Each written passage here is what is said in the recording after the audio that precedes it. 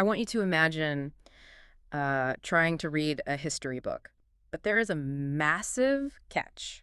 Oh, I know where you're going with this. So, right, so the pages aren't numbered, and entire chapters have just been, ripped out completely. Totally gone. Some of the pages have been crumpled up, smoothed back out, and shoved into the spine completely upside down. And just to make it really fun, it's written in a language you only partially understand. It is a phenomenal puzzle. Yeah. I mean, that essentially is the exact challenge scientists face when they look at a cliff face and try to read the history of planet Earth. It's wild. We walk around on this planet every day, surrounded by a timeline that stretches back billions of years. But that history is just hidden in plain sight, locked away in the rock formations beneath our feet. Exactly. So today we're doing a deep dive into some really fascinating research on stratigraphy. We're specifically looking at the insights from a text called Chronicles in Stone to see how scientists actually decode this massive crumpled history book. It's quite the undertaking. It really is. Our mission today is to figure out how they piece together Earth's past. I mean, its bizarre life forms, the wildly different environments, and the massive geological shifts using literally nothing but the rocks. But before we go any further, though, we really need to establish a very clear boundary for this conversation, the, rules of engagement, if you will. Okay, lay it on me. Today, we are looking exclusively at relative time. Right. So we are bypassing absolute time entirely today. We are. We are not looking at exact dates, and we are not getting into, like, radiometric dating or looking at isotopic decay. Makes sense. Keep it relative. Exactly. Our focus is purely on the sequence of events. We just want to know what happened first, what happened next, and, well, how the rocks physically prove that order. It's about establishing relative relationships in a highly chaotic system. Okay, let's unpack this. If we are looking for the sequence of events, and we know the Earth is fundamentally a layered system, where do we start? Well, the base concept is the law of superposition. Right, which I always come back to the laundry basket analogy for. Oh boy, the laundry basket. Hear me out. At the end of the week, your laundry basket is full. The clothes you wore on Monday are at the bottom, Tuesdays are in the middle, and today's clothes are on top. So looking at a canyon wall, the oldest rock was naturally laid down first at the bottom, youngest at the top. Okay, I have to stop you there, because the laundry basket analogy is exactly where a lot of people get completely tripped up. Wait, really? Why? Well, it's a good starting point for a static environment, but it implies a closed, peaceful system. And the Earth is an open, incredibly violent system. Ah, okay. Imagine putting your laundry basket in a massive industrial washing machine, turning it on the spin cycle, and then, I don't know, crushing it with a bulldozer. Okay, fair enough. The Earth does not just sit perfectly still in the corner of a room. Far from it. If you are looking at a cross-section of the Earth, you cannot just blindly assume the top layer is the newest. The planet's processes are constantly disrupting that neat horizontal order. Like what kind of processes? Well, think about a place like Glacier National Park and the Lewis Overthrust. Okay. You have massive slabs of Precambrian rock. I mean, rock that is over 1 billion years old, sitting directly on top of Cretaceous rock that is only 100 million years old. Wait, what? Yeah. The older rock is literally sitting right on top of the younger rock. But if I'm driving through a mountain pass and looking at those rock walls, how is that even physically possible? How does a billion-year-old rock end up on top? It happens through just unimaginable pressure over millions of years. When tectonic plates collide, the rock layers don't just snap immediately. They don't. No, under intense heat and pressure deep within the crust, solid rock actually behaves a bit like plastic. It buckles and bends and folds over on itself like an accordion. Oh, wow. And in the case of a thrust fault, like the Lewis Overthrust, a massive fracture occurs, and the immense tectonic force literally shoves a miles-thick slab of older, deeper rock up and over the younger layers. So the pages of our history book aren't just getting shuffled, they are being aggressively ripped out and glued back together upside down. Exactly. And then, to make it even harder, you introduce erosion. Right, wind and water. A river might carve through a landscape, or a massive glacial flood might scour the bedrock, and suddenly 10 million years of geological history is just washed into the ocean. You are left with massive missing gaps. Okay, so if the layers can be completely inverted, folded like plastic, or just entirely missing, how in the world do we correlate anything? That's tricky. Like, if you are standing in North America looking at a scrambled rock wall, how do you know if a specific layer matches a rock layer in, say, Europe? That is exactly where the biological evidence comes in, specifically what geologists call index fossils. Oh, like bookmarks in our messy history book. Yes, but highly specialized bookmarks. When geologists actually started mapping these missing gaps across different continents, they realized they couldn't just rely on the type of rock. Because sandstone looks like sandstone whether it's in Nevada or Scotland. So they had to look at the unique biological markers entombed within the rock. I have a question about this, though. A bit of pushback. Sure, go for it. If life has been evolving and dying on this planet for hundreds of millions of years, shouldn't practically everything that dies become a fossil? Why do we need specific index fossils? Shouldn't the rocks just be an absolute mass grave of everything that ever lived and we just use whatever we dig up? I get why you'd think that, but that is a huge misconception. Really? Yeah. The reality is that fossilization is a brutal game of mathematical probability, and the odds are incredibly close to zero. The vast majority of life that has ever existed on this planet disappeared without a single trace. But you walk into a natural history museum and see halls packed with massive dinosaur skeletons. It makes fossilization seem almost inevitable. What you're seeing in a museum is the lottery winners. You only see what was preserved. Oh, man. When an organism dies, nature immediately goes to work destroying it. Scavengers tear it apart, bacteria rot the flesh, and exposure to oxygen degrades the bones. To become a fossil, an organism has to beat all those odds. So how does it happen then? It usually needs to die in a highly specific environment, where it is rapidly buried in an anoxic, meaning oxygen-free environment, like sinking into the mud at the bottom of a stagnant lake, or being buried in a sudden underwater landslide. So it basically has to be entombed in sediment before biology and chemistry can destroy the evidence. Exactly. And the mechanism of how that bone turns to stone is fascinating. It's not just a bone sitting in rock. What is it then?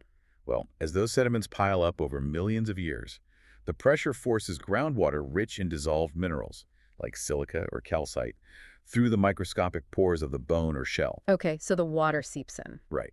And as the original organic material slowly decays away, those minerals crystallize in the empty spaces. It is a molecule-by-molecule cellular replacement. That is incredible. Yeah, the fossil you dig up is essentially a perfect, solid stone replica of the original organism. Here's where it gets really interesting. It still doesn't explain why we need index fossils specifically. I mean, if you find a perfectly preserved T-Rex, isn't that a great bookmark? A T-Rex is a terrible index fossil. Why? It's iconic. It is iconic, but they were rare. They only lived in a specific region of North America, and terrestrial environments are highly prone to erosion, not preservation. Oh.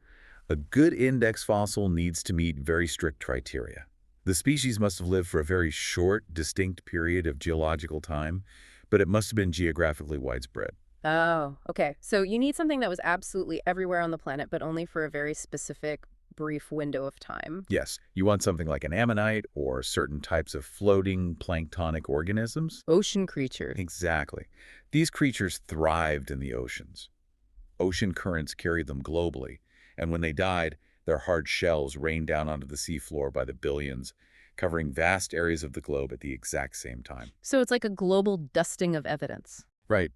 If a geologist finds a specific species of ammonite in a rock layer in the Rocky Mountains and finds that identical species in a rock layer in the Swiss Alps, they know definitively that those two rock layers were laid down at the exact same moment in Earth's history. Okay, so if we are using these globally distributed seashells to date sedimentary rock layers, we also have to make sense of the damage done to those rocks after they formed. Right, because like you said, the Earth is violent. Yeah, so imagine you're looking at a solid horizontal layer of rock on the side of a highway road cut. But there is a massive vertical streak of black rock slicing right through the middle of it. Which came first, the horizontal layers or the vertical streak? The horizontal layers, undeniably. This operates on a principle called cross-cutting relationships. It seems like common sense, but how does it actually work in practice? Think about baking a layered cake. Okay, I love cake. You have to bake the cake, stack the layers, and let it cool before you can slice a knife through it. The slice has to be newer than the cake itself. That makes sense. In geology, that vertical streak of black rock you mentioned is likely an igneous dike. That happens when superheated molten magma from deep in the earth forces its way up through fractures in the existing solid bedrock. So it just melts its way up. Yep. The magma then cools and hardens into solid rock. That igneous intrusion must be younger than the layers that burned its way through. And the same logic applies to earthquakes, right? Mhm. If you see a fault line that physically offsets a sequence of rock layers, like sliding one half down 10 feet, that earthquake had to happen after all those layers were fully formed. Precisely. It is a crucial tool for untangling the timeline of local geological events. Now, connecting all of this, the folding mountains, the microscopic mineralization of fossils, Mm. the magma slicing through rock, it brings us to a massive paradigm shift in scientific history from the text, the concept of uniformitarianism. Oh, yeah. It is the bedrock of modern geology, but it was a radical rebellion when it was first proposed. Right. Because for a long time, the prevailing scientific belief was catastrophism. People looked at huge canyons or shattered mountains and just assumed they were created instantly by massive, sudden, almost magical catastrophes. But uniformitarianism flipped that entirely. Yeah, it's basically the idea that the Earth's rulebook hasn't changed. The exact same slow processes we see today. Rivers carving away banks, volcanoes erupting, sand compressing under pressure are the exact same processes that carved out the Grand Canyon over millions of years. It was a monumental realization. It proved that we don't need to invent unknown, mysterious forces to explain the past. We just need deep time. But wait, I have to push back on this a little bit. Let's hear it. If uniformitarianism says the rules don't change and everything is governed by these continuous, observable rock cycle processes, how do we account for, like, the asteroid that wiped out the dinosaurs or a supervolcano eruption? Because those aren't slow, continuous processes. They are sudden, violent catastrophes. Doesn't that kind of break the rule book? That is a fantastic point, and it's a distinction that often gets misunderstood. Uniformitarianism doesn't mean the rate of change is always slow and steady. It doesn't. No, it means the laws of physics and chemistry remain constant. The physics governing a massive asteroid impact today, or the atmospheric chemistry following a supervolcanic eruption right now, are the exact same physics and chemistry that operated 65 million years ago. Ah, okay. So it's not saying catastrophes don't happen. It's saying catastrophes obey the same laws of physics we can observe today. Exactly. What's fascinating here is how it empowers us as detectives. If we find an ancient, massive crater in the Yucatan Peninsula and a global layer of rock rich in iridium. Iridium is that element common in space but rare on Earth, right? Yes, exactly.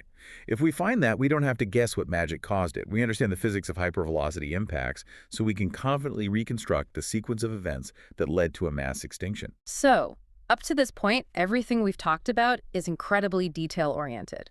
We are looking at microscopic cellular replacement in fossils, analyzing single fault lines in a road cut, and observing specific sediment layers. Very localized, yes. But how do we scale this up? How do we go from a single index fossil of, say, fossil X to understanding the history of the entire planet? That is where stratigraphy goes from being a localized puzzle to a global revelation. When you take all these concepts, superposition and cross-cutting relationships, index fossils and uniformitarianism, and you start mapping them worldwide, you start to reveal massive, undeniable patterns. Give me an example. Walk me through how geologists actually use these localized clues to prove something massive. Okay, let's look at the discovery of Pangaea and continental drift. In the early 20th century, scientists started noticing something bizarre. If you look at the eastern coast of South America, specifically Brazil, and the western coast of Africa, they physically look like puzzle pieces that should fit together. Right, but that could just be a geographic coincidence. Exactly. It wasn't enough to prove anything. But then geologists started looking at the pages of the history book. They found massive ancient rock layers called cratons in Brazil that were composed of highly specific sequences of glacial deposits and coal beds. Okay. And when they crossed the Atlantic Ocean and looked at West Africa, they found the exact same sequences of rock laid down in the exact same order. But even then, couldn't two different land masses just experience similar climates and form similar rocks independently? They absolutely could, which is why the index fossils were the smoking gun. Paleontologists discovered the fossilized remains of a creature called Mesosaurus in those specific rock layers in Brazil. What kind of creature was that? Mesosaurus was a small freshwater reptile. It was completely incapable of swimming across thousands of miles of deep saltwater ocean. Oh, wow. And yet, they found the exact same Mesosaurus fossils in the exact same corresponding rock layers directly across the ocean in West Africa, and they found them literally nowhere else on Earth. So what does this all mean? It means that you have a physical and biological impossibility unless you completely change your understanding of the planet. A freshwater reptile cannot cross an ocean. The only way these identical bookmarks exist in identical rock layers separated by thousands of miles of ocean is if the ocean just wasn't there. Those two pieces of land used to be a single, continuous page in the history book. If we connect this to the bigger picture, the implications are staggering. By simply observing how sediment settles, how rocks crack, and where dead organisms are buried, we prove that the solid continents we stand on are actually surfing across the surface of the planet over hundreds of millions of years. It proves that plate tectonics isn't just a theory. It's a recorded fact written into the stones. It changes how you view your entire surroundings. When you find marine index fossils like shells of sea creatures embedded in the limestone at the very peak of Mount Everest, you realize that the highest point on Earth today was once the floor of an ancient ocean. That is mind-blowing. Right. The tectonic plates of India and Asia collided, and the resulting pressure folded and thrust that ancient seafloor miles into the sky. It really is the ultimate detective story. And the more you understand the mechanics behind it, the more the world absolutely opens up. Let's do a quick recap. Sure. By moving past the simple laundry basket idea and understanding the violent mechanics of how rock layers fold and fold. And by understanding the brutal mathematical odds of fossilization, which makes widespread index fossils so incredibly valuable for global correlation. Right. And applying cross-cutting relationships where the cracks and magma intrusions are newer than the rocks they break, all while operating under the principle of uniformitarianism, where the laws of physics remain constant, we can actually read the relative history of the Earth, even when the pages are torn, burned, or completely inverted.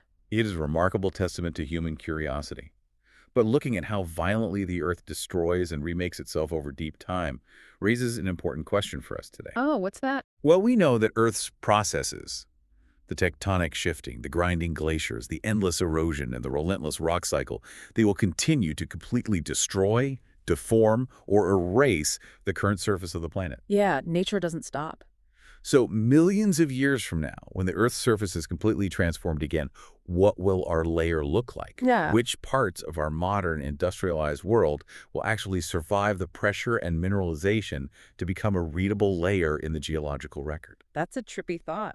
Will it be our concrete, our plastics, our nuclear waste? And which parts of human history will just be another missing page, completely erased by time? That is a brilliant and slightly terrifying thought to leave on what is going to be our index fossil. Thank you all so much for joining us on this deep dive into Chronicles in Stone. Next time you take a walk or drive past a massive rock wall on the highway, look a little closer at the layers. They might just be trying to tell you a story.